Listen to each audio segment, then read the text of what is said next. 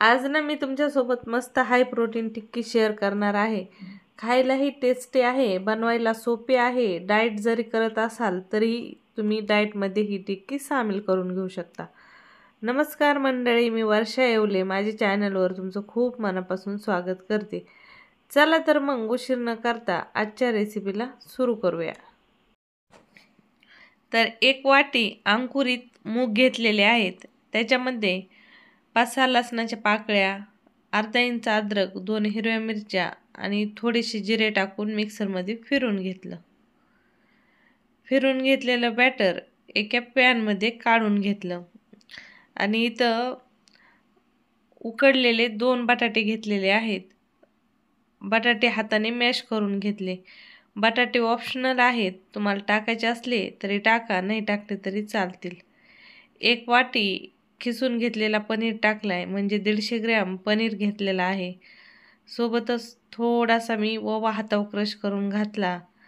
तिखट, मीठ, हळद, सोबत चाट मसाला, काळ्या मिऱ्याची पावडर आणि 1 चमचा भरून मी इथं कॉर्नफ्लॉवर घातला आहे। त्याच्याऐवजी तुम्ही बेसन पीठ वापरलं तरी चालेल। आता सर्व जिन्नस छान हाताने एकजीव करून घ्यायच्या। एकजीव झाल्या की लगेच याच्या टिक्क्या बनवून घ्यायच्या।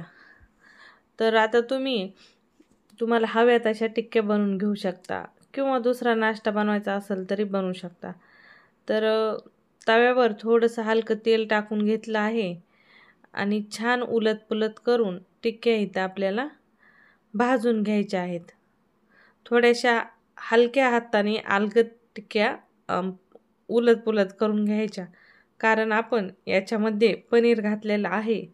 तर जोपर्यंत टिक्की छान भाजत नाही तोपर्यंत एकदम सॉफ्ट टिक्की राहते आणि भाजल्यानंतर मस्त छान अशी टिक्की तयार होते। एकदम अशी लूज वगैरे पडत नाही, मस्त कडक अशी छान टिक्की बनवून तयार होते। तर भाजताना फक्त थोडं उलटपुलट करताना ध्यान द्यायचं। थोडी छान खालून वरून भाजली ना टिक्की तर मस्त छान तयार होते।